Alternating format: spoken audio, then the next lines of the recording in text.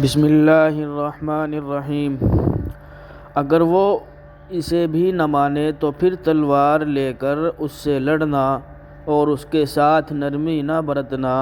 اور جس کام کی ذمہ داری تمہیں دی گئی اس میں اللہ سے ڈرتے رہنا، اور اس بات سے بچتے رہنا کہ کہیں تمہارا نفس تمہیں تکبر کی طرف نہ لے جائے، کیونکہ تکبر تمہاری آخرت خراب کر دے گا۔ تم حضور صلی اللہ علیہ وسلم کی صحبت میں رہے ہو، تم ذلیل تھے، حضور صلی اللہ علیہ وسلم کی وجہ سے تمہیں عزت ملی، تم کمزور تھے، حضور صلی اللہ علیہ وسلم کی وجہ سے تمہیں طاقت ملی ہے، اور اب تم لوگوں پر امیر اور ان کے بادشاہ بن گئے ہو، جو تمہیں کہو گے اسے سنا جائے گا، اور جو تم حکم دو گے اسے پورا کیا جائے گا۔ یہ امارت بہت بڑی نعمت ہے، بشرطے کہ امارت کی وجہ سے تم اپنے آپ کو اپنے درجے سے اونچا نہ سمجھنے لگ جاؤ، اور نیچے والوں پر تم اکڑنے نہ لگ جاؤ۔ اس نعمت سے ایسے بچو جیسے تم گناہوں سے بچتے ہو، اور مجھے نعمت امارت اور گناہ سے نعمت امارت کے نقصان کا تم پر زیادہ خطرہ ہے کہ یہ آہستہ آہستہ تمہیں دھوکہ دے گی اور تمہیں تکبر اور تحقیر مسلم میں مبتلا کر دے گی، اور پھر تم اسے ایسے کرو گے کہ سیدھے جہنم میں چلے جاؤ گے۔ میں تمہیں اور اپنے آپ کو امارت کے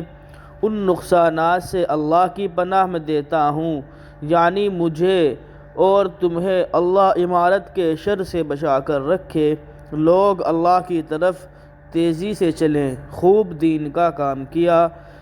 جب دین کا کام کرنے کے نتیجے میں دنیا ان کے سامنے آئی تو انہوں نے اسے ہی اپنا مقصد بنا لیا،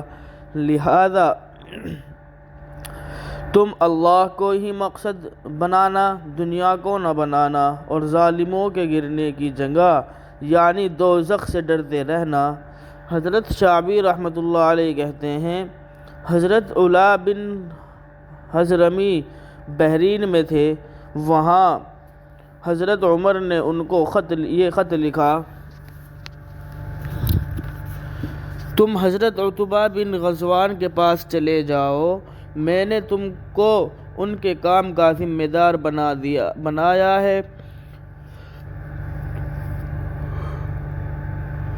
تمہیں معلوم ہونا چاہیے کہ تم ایسے آدمی کے پاس جا رہے ہو جو ان مہاجرین اولین میں سے ہے جن کے لیے اللہ کی طرف سے پہلے ہی بھلائی مقدر ہو چکی ہے۔ میں نے ان کو امارت سے اس لیے نہیں ہٹایا کہ وہ پاک دامن، قوی اور سخت لڑائی لڑنے والے نہیں تھے، بلکہ یہ تمام خوبیاں ان میں ہیں، بلکہ میں نے ان کو اس لیے ہٹایا ہے کہ میرے خیال میں تم اس علاقے کے مسلمانوں کے لیے ان سے زیادہ مفید رہو گے، لہذا تم ان کا حق پہچاننا۔ تم سے پہلے میں نے ایک آدمی کو امیر بنایا تھا، لیکن وہ وہاں پہنچنے سے پہلے ہی انتقال کر گیا۔ اگر اللہ چاہیں گے تو تم وہاں کے امیر بن سکو گے، اور اللہ یہ چاہیں کہ عتبہ ہی امیر رہے اور تمہیں موت آ جائے تو پھر ایسا ہی ہوگا، کیونکہ پیدا کرنا اور حکم دینا اللہ رب العالمین ہی کے لیے ہے۔ تمہیں معلوم ہونا چاہیے کہ اللہ ہی آسمان سے کوئی فیصلہ اتارتے ہیں اور پھر اپنی صفت حفاظت سے اس کی حفاظت فرماتے ہیں، اسے ضائع نہیں ہونے دیتے، بلکہ وہ فیصلہ پورا ہو کر رہتا ہے، اور تم تو صرف اس کام کو دیکھو جس کے لیے تم پیدا کیے گئے ہو، اس کے لیے پوری محبت و کوشش کرو، اور اس کے علاوہ اور تمام کاموں کو چھوڑ دو، کیونکہ دنیا کے ختم ہونے کا وقت مقرر ہے اور آخرت ہمیشہ رہنے والی ہے۔ تم دنیا کی ان نعمتوں میں مشغول ہو کر جو کہ ختم ہونے والی ہے، آخرت کے اس عذاب سے غافل نہ ہو جانا جو باقی رہنے والا ہے۔